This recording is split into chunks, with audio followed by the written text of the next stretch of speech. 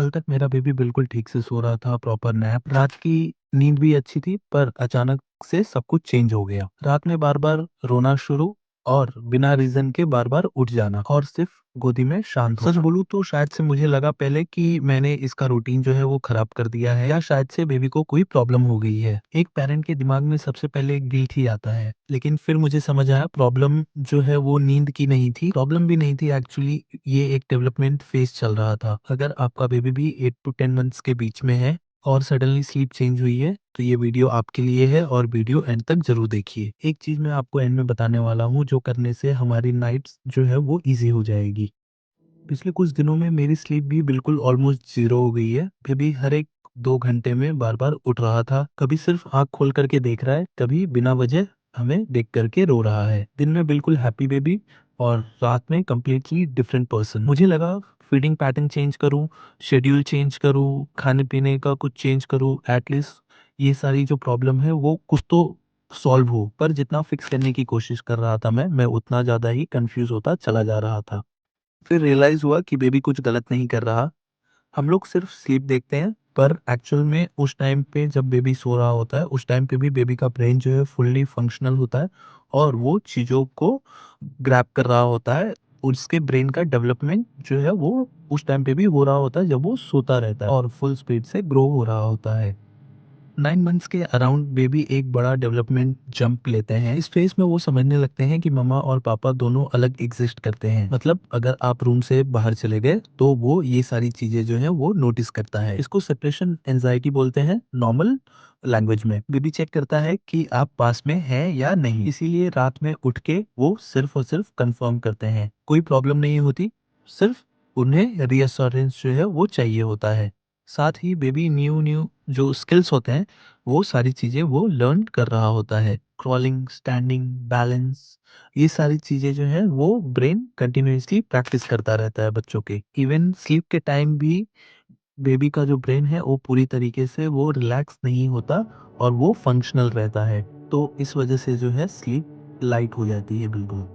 अब सबसे इम्पोर्टेंट चीज़, कैसे पता चले कि ये नॉर्मल फेज़ है या कोई प्रॉब्लम? अगर आपका बेबी भी डे में चीज़ें एक्सप्लोर करता है, खेलता है, कूदता है, आपसे बातें करता है, स्माइल करता है, तो इस केस में आपको बिल्कुल भी टेंशन लेने की कोई ज़रूरत नहीं है। मैंने भी नोटिस किया कि मेरा बेबी दिन में बिल्कुल हैप्पी था, एनर्जी फुल थी, कंटिन्यूअसली ज़्यादा थी। हर चीज़ पकड़ना, उठाना और मूव करना। बस रात में वो एक एक्स्ट्रा कंफर्ट चाहता था हमसे। ये एक्चुअली एक साइन है जो बेबी इमोशनली ग्रो कर रहा है। अब बेबी को रियलाइज़ हो रहा है कि मम्मा-पापा जो हैं बिल्कुल सेफ प्लेस पे हैं। इसीलिए वो अब वो बार-बार चेक करता है कि उसके आस-पास में मम्मा या पापा जो हैं दोनों में से कोई एक अवेलेबल है या नहीं है। ये हैबिट नहीं है, ये एक कनेक्शन है।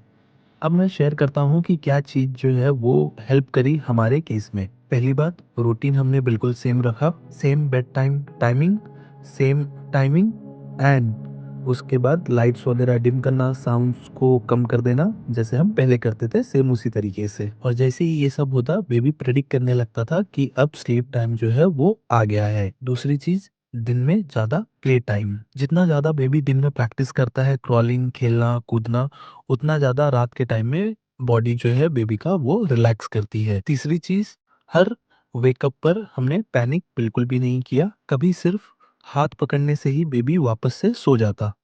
हर बार उठ करके बेबी को गोद में लेकर के यहाँ-वहाँ वॉक करना जो है वो बिल्कुल भी ज़रूरी नहीं होता है। और जैसे-जैसे आप ये चीज़ें फ़ॉलो करते हैं, स्लोली-स्लोली बेबी खुद स्लीप साइकिल से अपने आप को एसोसिएट करना जो है सीख जाता है। वो स्लीप साइकिल को समझना जो है वो बिल्कुल स्टार्ट कर देता है। ऑनेस्टली इस फ़ेज़ में मैंने एक चीज़ जो है वो रियलाइज़ कर ली। एक्चुअली जब बेबी ज़्यादा क्लिंगी होता है, उस टाइम पे बेबी ज़्यादा ये सारी एक्टिविटीज़ जो हैं वो बढ़ा देता है और वो सेल्फ इंडिपेंडेंस की तरफ जो है अपने आप को ग्रो कर लेता है।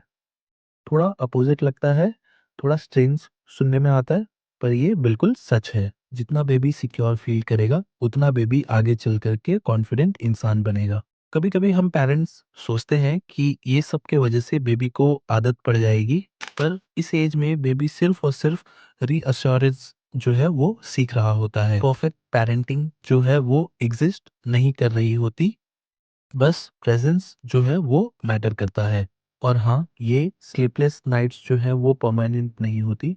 ये टेम्परेरी टाइम के लिए होता है, जो कि टाइम के साथ अपने आप ये चले जाएगा। गुड न्यूज़ ये है कि ये फ़ेज़ जो है वो बिल्कुल टेम्परेरी होता है। आइडली 2 से 4 वीक के अंदर-अंदर आपको इम्प्रूवमेंट्स एंड रिज़ल्ट्स जो हैं वो दिखने लग जाएँगे, और ये जितनी भी प्रॉब्लम्स है स्लीप की, ये धीरे-धीरे सारी की सारी कम होने लग जाती है। हमारे केस में भी स्लोली एंड ग्रेजुअली नाइट्स जो है वो बेटर होने लगी हमारी और हमारे बेबी की। जैसे कि बेबी ने एक स्किल मास्टर की, और स्लीप जो है अपने आप बेटर हो गई। कोई मैजिक ट्रिक नहीं, बस पेशेंस और थोड़ा-सा अंडरस्टैंडिंग बेबी के साथ बना करके रखना है। अगर आप भी इस फेज़ से सफ़र कर रहे हैं, तो ट्रस्ट मी, आप बिल्कुल ही करेक्ट चीज़ें अपने लाइफ़ में, डे टू डे लाइफ़ में वो फ़ॉलो कर रहे हैं। अगर आपका भी बेबी 9 मंथ्स ओल्ड है और सेम स्लीप फेज से वो गुजर रहा है, तो हमें कमेंट में आप बिल्कुल ज़रूर बताइए। मैं जेन्युइनली जानना चाहता हूँ कि आपका एक्सपीरियंस किस तरीके से जा रहा है। और अगर ये वीडियो आपको हेल्पफुल लगी हो, तो आप लाइक ज़रूर कीजिएगा, ताकि और पेरेंट्स भी जो हैं वो बिल्कुल टेंशन फ्री हो सकें। मिलते हैं नेक्स्ट बेबी ब्लॉग में किसी और टॉपिक के साथ, किसी और प्रॉब्लम के सॉल्यूशन के साथ। तो आप हमारे ब्लॉग को इसी तरीके से प्यार देते रहिए, लाइक कीजिए, अपने फ्रेंड्स एंड फैमिली मेंबर्स के साथ शेयर कीजिए, जो भी पेरेंट बनने वाले हैं उनके साथ, या जो ऑलरेडी पेरेंट हैं उनके साथ। कमेंट में मेंशन करना बिल्कुल ना भूलें। कमेंट में आपके सजेशंस का हमें इंतज़ार रहेगा।